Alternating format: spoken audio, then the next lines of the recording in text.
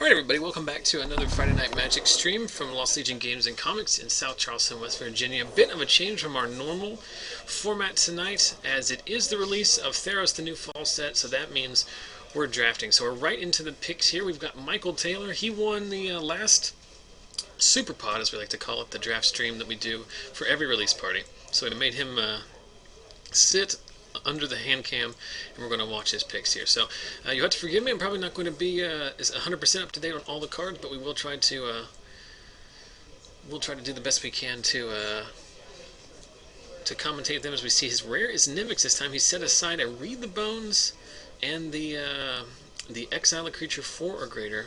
So obviously removal being highly prioritized in this format.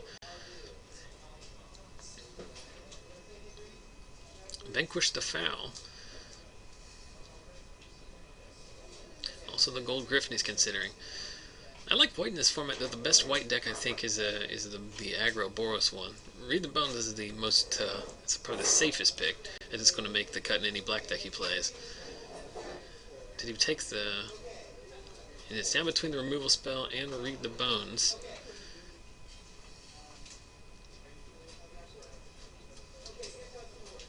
And he's going to take the removal spell, so sticking to bread fundamentals. And we moves on to patch. I'm going to make a quick adjustment to the camera. I'll be right back.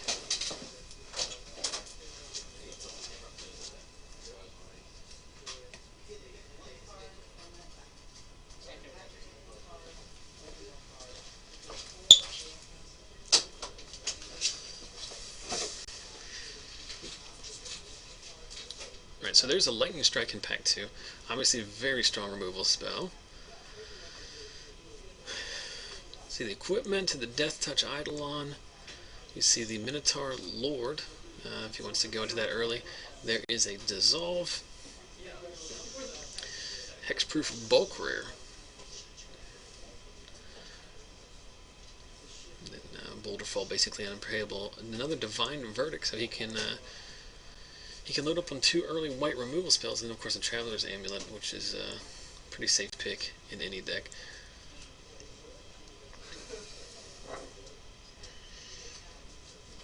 So he's going to stay in white here, taking the Divine Verdict, destroying target, I believe, attacking or blocking creature. So we move into the third pack here. There's a Death Touch Eidolon. You see Nalia's Emissary, another copy of Wild Celebrants. So he sets aside the green Bestow creature. There we see a Night Howler. That's actually pretty good if you can get this Golgari Dredge type deck here. There's a Viper's Kiss, another unplayable Boulderfall. It's going to take the Gorgon there. There's a Lifelink Heroic card and a Null, which is basically main deckable, I think. Probably slightly overrated in this format, but so the choice here between the Death Touch Gorgon that he can basically turn into a removal spell. The Farika's Mender, which he does push away, and then it is going to be the Night Howler or the Gorgon. He's going to take the Gorgon, 2/5 Death Touch that can effectively Doomblade something, should he make it monstrous.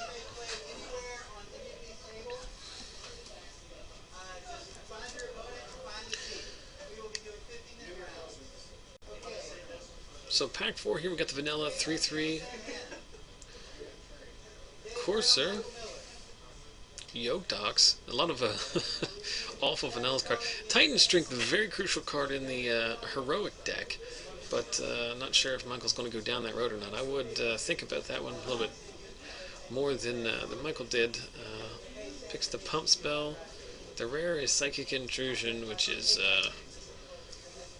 I think another Mimicide effect, basically. Not really playable in this format or any other. There's a Voyaging Satyr, which is effective ramp spell. And then we've got the Flying Regenerator.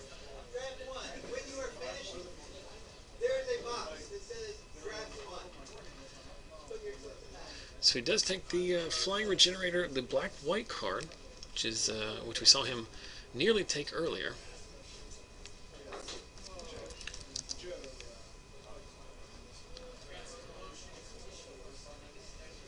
see a Silent Artisan in his colors, another vanilla card. We got a 1/1 Regenerator. Another Courser. We see the Spellheart Tremere, which is actually pretty good, but not in the deck that Michael's putting together, obviously. Triton Tactics. One of the most confusing cards in the set. There's an Amulet, which he slams down immediately. And must attack a Minotaur.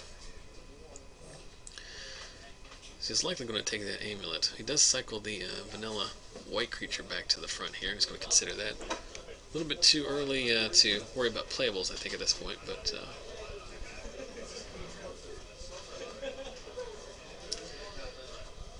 So the Minotaur, the 3/5, or the Amulet. I would think it would be the Amulet. Michael agrees.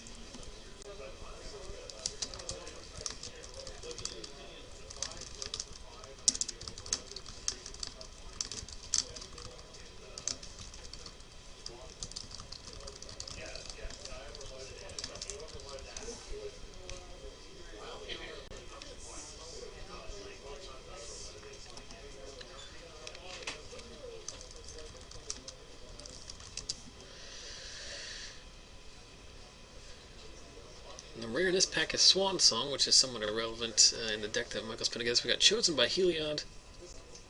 He's going to take Farika's Cure, I believe.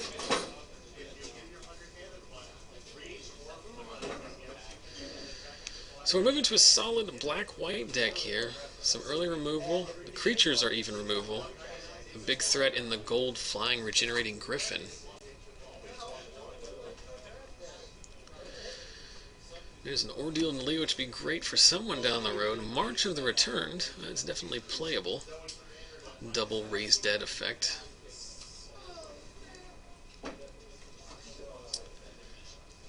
There's a Crackling Titan, which again, we've passed a lot of good Is-It cards in this draft. But not a lot there for, other than the Fleshmad Steed, which is effectively a bear.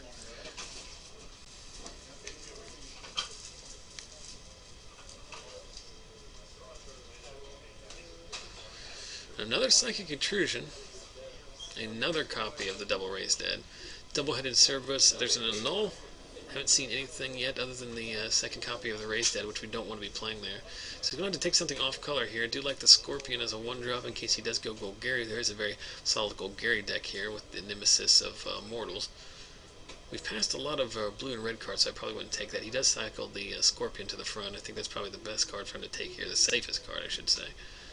You definitely are not going to play that extra copy of the Raised Dead, so you might as well take something that, should you open a Nemesis or something. I think he just rare drafted there. Don't think I would have done that, but I guess Michael deciding he wasn't going to play any of those cards. So we've got Colorless Flyer there. Priest of Krosa.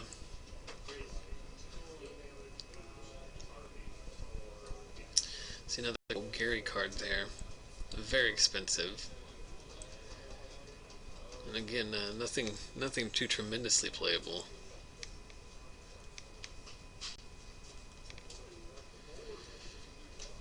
It's interesting here. He's going to take the Golgari card here, which could effectively a removal spell, and having not taken the Scorpion in the last pack. There's the equipment. Viper's Kiss. He's going to consider that one as well. So he picks the make my creatures unblockable equipment. Gets back another pack of cards he's likely not going to play. Might take that Annul. No, Viper's Kiss. See that sneaking around in the back there?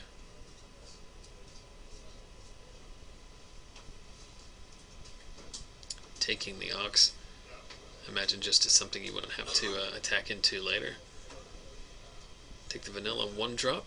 Of course, with the bestow creatures and whatnot, bodies are relatively fair to have in this format, I imagine.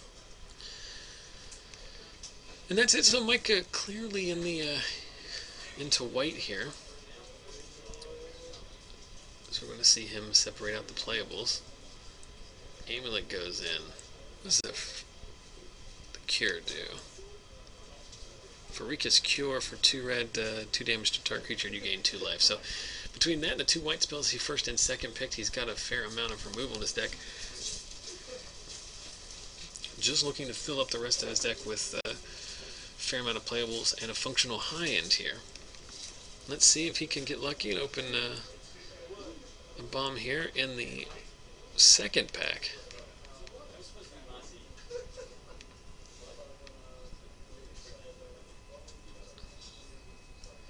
So there's another Scorpion.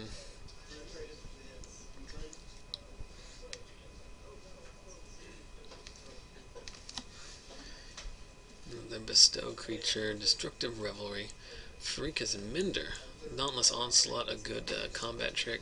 Might be a little bit too early to take that one. And then an unplayable rare.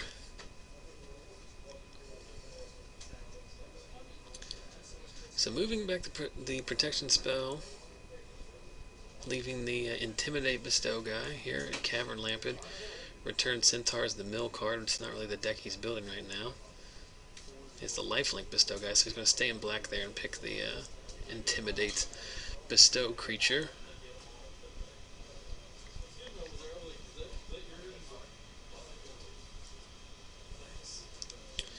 See, a Vaporkin Fanatic of Magus would be pretty good for somebody down the road there. Like I said, we did pass a lot of good cards. There is the Lifelink Eidolon, which I definitely want to play at this point. Not only is it good early in the game, and his deck which really doesn't have a lot, but Lifelink a huge effect on a Bestow creature. There's Griptide, another great card that he can't really play. Perforce's Emissary also really good, and there's an Ordeal Erebos, which I think we are probably going to take here. No? Oh, the Black Ordeal is they discard 2 cards. It's not nearly as good. My apologies there, but looks like he's deciding between the White Eidolon and the Centaur. I'd take the Eidolon here. Like I said, the Centaur basically milling. You can choose to mill your opponent or yourself. Especially good in a Nemesis of Mortals deck. Or if you happen to get a Whip of Erebos. We saw that in our pre-release coverage, where Joseph Deal had that combination together. And got a lot of work out of it, but a little bit hard to assemble that in draft, obviously. So there is the 3/5 vanilla creature. Kind of struggling for playables here as we're solidly into black-white now. Flame Speaker Adept, pretty good if you were in red. So we're going to take the protection spell or just the vanilla dude. I think I take the protection spell at this point. You can pick up the dudes whenever you want. But, oh, Pump Fake. And I think he ultimately did take the God's Willing. So, I don't think it's late enough yet in the draft to just draft random bodies. So we see a 3/2 for 3. Some incidental life gain. A lot of blue cards, blue wide open in this format. There's a Croson Crusader, which is one of the keys to the aggressive Boros red deck. You could take the 1/1 flyer there. Not really where you want to be, but beggars can't be choosers at this point. Getting heavily cut from black here, and there's another copy of God's Willing. So just going to take the 3/2, which I probably would take at this point too, just to have a body. Flush out the curve here. Cutthroat Maneuver. A nice little combat trick. Omen Speaker, again, some very solid blue cards. Here's a Griffin. Obviously has a Selesnya activation on it, but at this point you might take it. Another combat trick, Battle-Wise Valor, pretty good. He doesn't want to play it. There's the Defender. He's considering it. The 2/1 flyer, which is probably a good spot to be in right now. Logan doesn't have a lot of Bestow creatures, not a lot of creature buff type spells, so these low-cost flyers aren't necessarily that great. So a 3/2 vanilla flyer, or the 2/1 that drains your opponent's life. I think I take it. There's a chance Michael can build a fairly aggressive black-white deck and ride his late-game removal. Magus Marauder is actually pretty good in the deck Michael's building. It's a very aggressive black creature, giving it Intimidate and Haste equal to your devotion to black. Here we see a Orzhov card. Voyages in, a great bounce spell, obviously out of color. We see Disciple of Phoenix. Let's see which one he decides to go with here. The Marauder's pretty strong, but don't really like the Disciple in this deck. I don't really like the Disciple, period. I'm probably taking that Marauder. The way his last few picks have been somewhat aggressive. If he is going to be forced to play that type of strategy, I think I might prioritize the Marauder.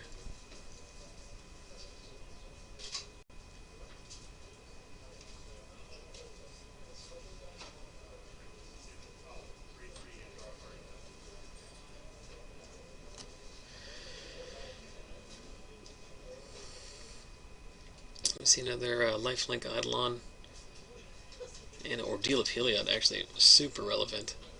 I might take the Ordeal here. I don't think I want multiple copies of the lifelink enchantment, but he does take it. I think the Ordeal is pretty good. The +1/+1 counters are obviously relevant, but the life gain is pretty tremendous in these aggressive decks where it swings it, and there's a Grey Merchant I think you just slam here. You see some other dregs here at the end. I think that Grey Merchant's going to be the choice. Nice drain life on a stick.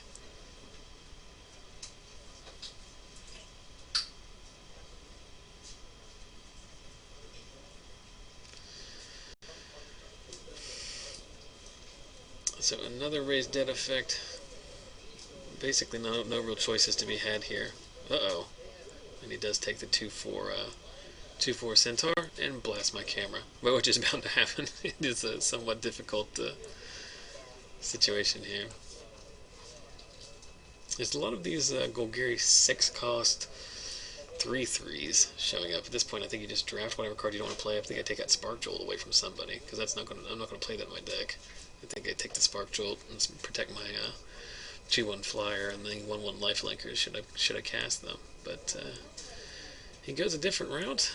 I think we'll take the 3/5 vanilla at this point. We have reached that point. That 2-hit Cerberus seems like way too late. I guess nobody's in red. I mean, obviously nobody's in red if the Priest and the Crusader come back. So just take the Crusader here, I think, and keep somebody from valuing you out should they go into red late. I might as well take the Guardians here. I don't imagine you'd end up playing it, but nope. Not the worst card in the world if you come up against a particularly aggressive deck.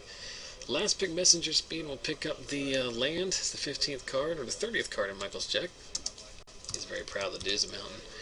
And we move on to the last pack. So Michael started off with some white removal, moved into some black creatures, and eventually settled on an Orzhov deck that's kind of cheating to the aggressive side. Still looking for some playables here, still looking to fill out our curve. So let's see what the third pack has in store for us. Sip of Hemlock, pretty good card. I mean, it's very expensive, but removal is removal. We see another copy of Messenger Speed, and the Mnemonic Wall. Regenerate Minotaur. A green combat trick. Then we see the Selesnya Griffin again. Disciple of Phoenix, which I don't think is playable. Vulpine Goliath. The Apostral Wanderer. Flamespeaker, that pretty good card again. There's another Weed Dragonauts Chimera. And the Acrosin Colossus, I think. Might as well play it, I figure. Not that great, but I mean, if the game goes long and this is a slow format, that Colossus will just win you the game. So I won't blame him for taking it here. You can take the removal spell. I do not like the Disciple. I do not like taking the Disciple, but I'm fine with either other pick here. Colossus obviously not the spot you want to be in, but it is colorless. Oh, is he changing his mind here? You can take the removal spell. It's not ideal. It costs 1,000,000 mana, but it is removal. And he talked himself out of it, so he's going to take the removal spell here. Unconditional removal, still a good spot to be in.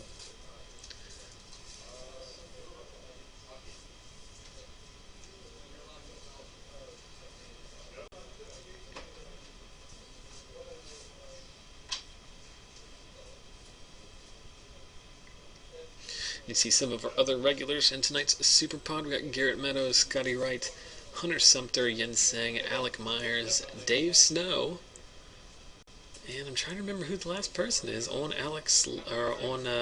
Michael's left. Oh, it's Jonathan, right? So Scotty's brother Jonathan sitting directly to Michael in, but there's a Hemlock now, but he wishes he took the Colossus. Red Ordeal's pretty good, but so somebody's going to inherit some pretty good red cards in this draft. There we see the Vigilance Bestow creature. I'd probably pick that up, barring some other amazing card in the back here. I mean, Michael's deck is filled with a lot of 1/1 early drops. You definitely want to value the Bestow creatures as best you can. There's a Crow and Hoplite. Very aggressive card in the Boros deck. Another Combat Trick and Cutthroat Maneuver. There's an Ill-Tempered Cyclops, not a half bad card in the red deck. And another 3/2 Griffin, which is really rough in the non-Selesnya deck. I think I take the Alseid here. Yeah, you don't want to play multiple copies of Sip of Hemlock if you can avoid it, especially since Michael has more effective removal spells lower on the curve. There's another Intimidate Bestow creature. We see the 1/4 Orzhov card. Another Vulpine Goliath. Omen Speaker, a Lightning Strike. Somebody's a Chrome Crusader. Somebody is. If someone read these signals correctly, which were fairly obvious, the Izzet deck, the Izzet Tempo deck, which very much exists in this format, was wide open. So 2/2 Flying Lifelinker in Insatiable Harpy. Good pick. Pretty obvious pick, I figure, in that spot. There's another Vigilance Eidolon. Scourge Mark. Not bad. It does cycle. +1/+0. Gives his flyers a little bit more of a bite. And struggling for playables here. Ordeal of Nalia. Fairly decent. I think the white and the red Ordeal's clearly the best. The blue one also good too. You can play the Lifelink Heroic guy. It's probably not that great. I'd probably just take the Eidolon again. The Bestow creatures are pretty good limited mechanic in that, especially the ones that are effectively costed like that. You can play them early if you need a body. You can play them late as a mana sink. Obviously, a lot of value in either situation. It's a really nice design in that it kind of gives the casual player a reason to play, so you don't feel too bad about flooding out or getting stuck on land. You can play your cards any way you want to. Here's another copy of the Make My Creatures Unblockable equipment. I think I just take the 2/4 here in the spot. Return Centaur. It's not where you want to be, but he did take a copy of that equipment earlier, and if he eventually decides to play it, I don't figure you're ever going to want 2 copies of it, so just take the 2/4. It is a body. It can wear a Bestow creature, should it need to.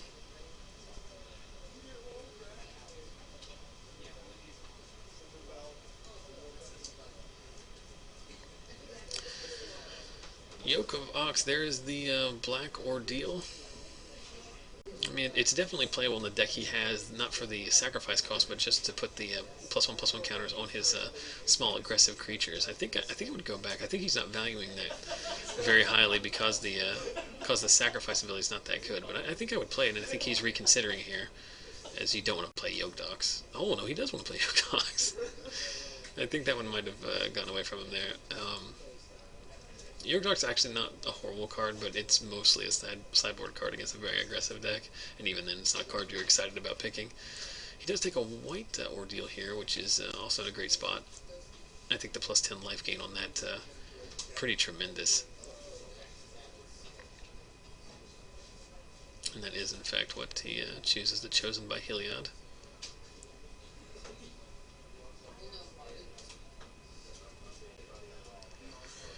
Let me see I don't know what that card was. We'll have to see that white one when it comes back. It was one I'm not familiar with. Again, this is the only first day that these cards have been available for retail sale. And while I've tried to familiarize myself as best I could over our pre-release coverage, there are still some that I'm not as familiar with. So there's a Leonin Snarecaster. Enters battlefield, you may tap target creature. I mean, it's a pretty good tempo swing, but I don't know if Michael's deck is all in on that. He's going to take the combat trick instead and send the Snarecaster away. There's a Bronze Sable, 2 power for 2 power colorless guy. You might consider 1/1 Regenerator. And back to the messenger speed here. I've seen several copies of Vulpine Goliath, which is hard to get rid of in combat.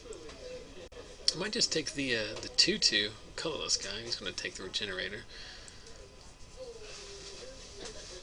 I'm struggling here. I don't know if this draft has worked out the way Michael had wanted it to, but somewhat at the mercy of the card drew up. And there's a question: he could have in the second pack seen some of those red cards coming through and wholesale shifted into red, and I think he would have been rewarded for it. But chose to stick with what he was drafting. It is a hard thing to do, to change course in the middle of the second pack, but looks like the white card's starting to dry up as we get down into the dregs of this third pack. Just a reminder, once Michael's done here, we're going to switch over to our other camera and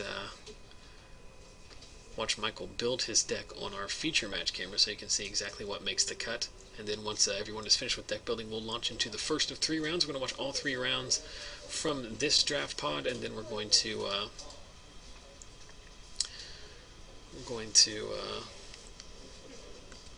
see who ultimately wins our super pod, and then go from there. So guys,